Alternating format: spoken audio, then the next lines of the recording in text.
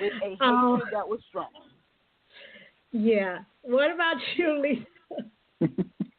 I absolutely agree, Michelle. That man could kick rocks. I couldn't stand him at all. Not only was he mean, but he was kind of insane. And kind of. Well, I'm not a psychiatrist, so I can't say he was insane. But this man had some tendencies. I'll just say that. Yeah. He I like was to say that.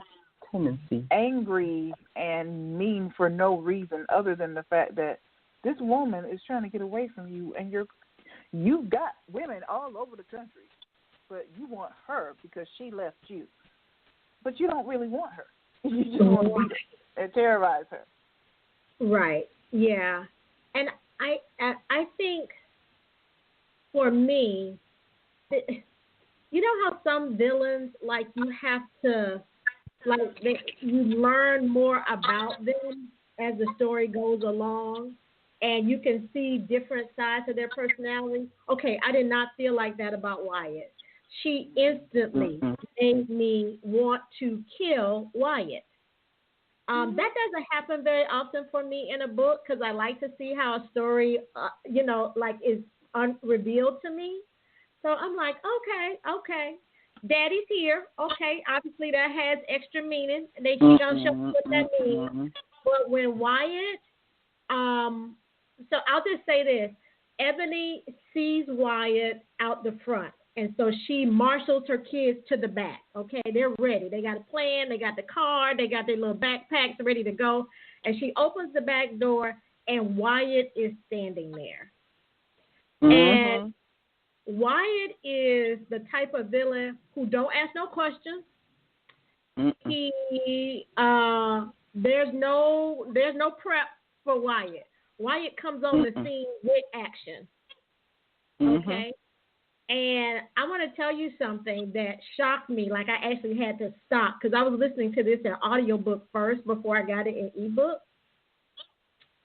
When Wyatt punches one of the children in the chest, I had to stop the book. I had to stop it. Yeah. I can be honest with you. I have never seen that happen in a book before. Nope. But it's real. It happens in real life. Yeah, but still. Yeah. So I have to ask you, in that moment, Lisa, did that impact you at all? Did you have an emotional response? Could you keep going? Like, what happened at that moment? Because we're still in chapter 1. Yeah, we're still in chapter 1. First of all, I could see it playing in my head as a horror movie. When she opened the door, I saw Jason standing there with a mask on. That's what I saw when Wyatt was standing there. And then when he hit her, okay, he's an animal. So when he hit that baby, I was like, oh, no, he got to die. And I think the author did it on purpose because of what happens later in the story. You don't hate Ebony for what happens. You're on her side. Yeah. It actually absolutely had to happen. Yeah. And so, Michele, Ingrid? Yes. Your take on it? So, I think I had a moment where I was like, oh, I don't know if I'm going to be okay when he hits the child. And even once that happened, I had that moment where I was not sure how far into the story I was going to be able to go because I had a lot of concerns about the fact that this happened. And the minute that he goes that far, there's no redeeming that character. It's just a matter of how far will the hero and the heroine be required to go so that they can protect themselves from this person. That was so tough because I hated him on sight, on the page. Him do that, he just legitimized every horrible thing that I'd heard or thought of him, and I was not sure I was going to be able to deal with that. Yeah. So that moment stopped me, and that was very early. That's in the first chapter. So that moment stopped me where I was thinking, can I go all the way with this book? Yeah. Yeah. The other thing, I must say, after that happened, that was such an emotional punch after what had happened when Wyatt came on the scene, and then to see what Wyatt demanded of Ebony, which this book, it made me wonder how Kenya did her research. It really did, because it was so, it made me wonder how Kenya did her research, because it was so real life. Because there's a part in it where Ebony talks about all the help she's tried to get through the years with this spousal abuse she's been suffering. And she hasn't gotten any relief from this man tormenting her and her kids. And I wanted to ask you all, like, did that make it harder for you to slip into the romance as we transition to when this character actually runs or not? Go ahead, Michele Ingrid. A little bit. I will say that it did make it a little bit difficult to slip into the romance because I was traumatized for her. Now, granted, let's understand that this character has been traumatized for 3 years, and she's built up a level of resistance. My resistance was broken. I was still reeling from the fact that she was able and willing to get herself and those children out of the way of this monster. But I was also left at that point where I understood why it has taken her so many years to want to even consider being involved with someone, and then very much felt like there's a part of me that worried that, is this a woman that can form a strong and long-lasting and healthy relationship? And we'll talk about this later, because I think I've said to Siera on more than one occasion in the last, in talking about the end of this book and the way this book plays out, that I think that my emotions for the characters were very deep in what I wanted them to be able to get through and my concern about what they've been through. I'll say it like that. Yeah. Okay. So that was a struggle. Okay. Well, it didn't make it difficult to get into the romance for me, and that was simply because of who Yoshiro was. When he was introduced, I immediately fell for him. I was like, oh my God, I love this guy. He was funny, he's charming.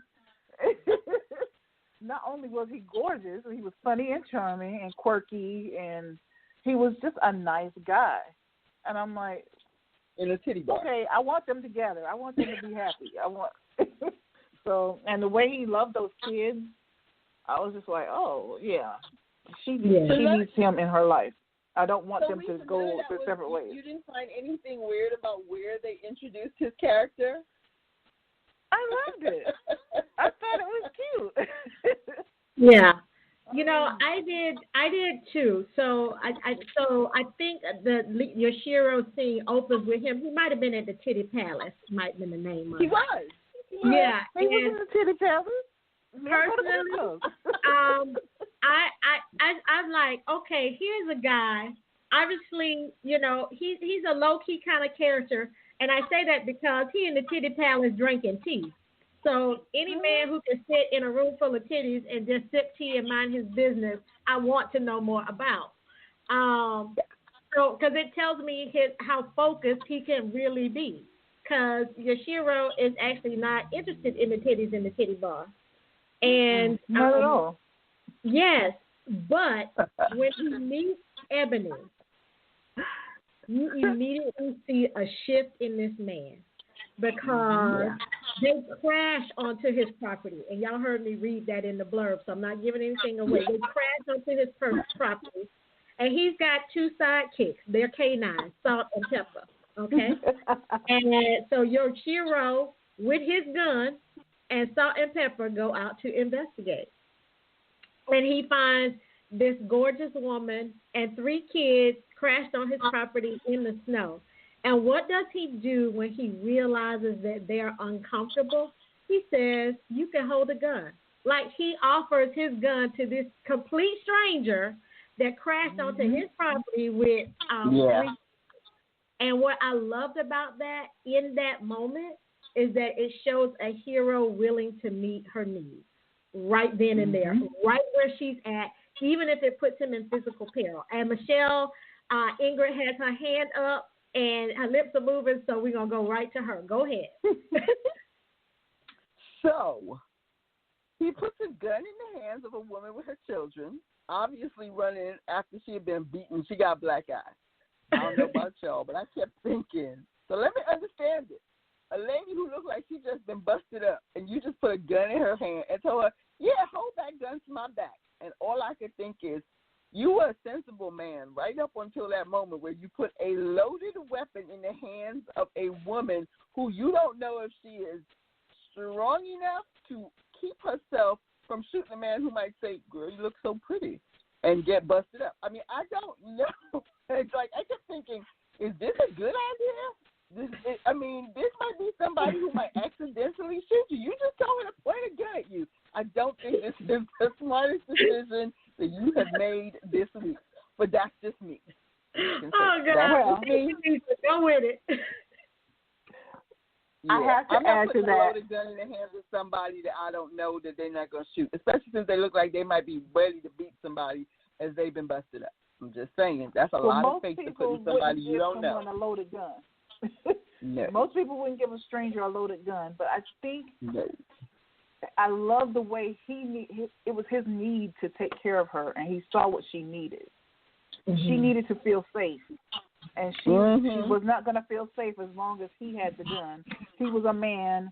He already, in his thought process, was like, why is she out alone in the middle of the night in the snowstorm? You could see all he wanted to do was take care of her. But then when the kids came in the picture, he said, oh, if there's kids, they can go in the house.